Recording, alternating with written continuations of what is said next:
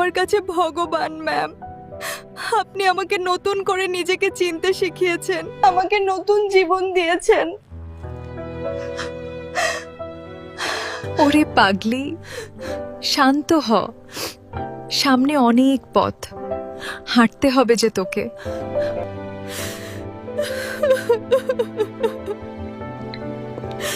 তুমি এখনো যাওনি?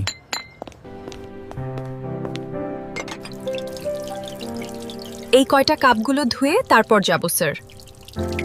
কাল থেকে তুমি আর কাজ করবে না।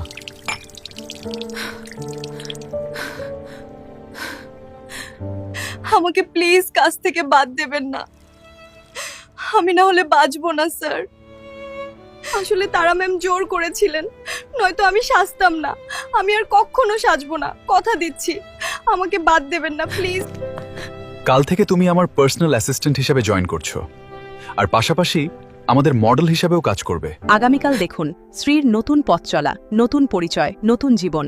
আর এই গল্পের পরবর্তী অংশ দেখতে চ্যানেলটি সাবস্ক্রাইব করতে ভুলবেন না।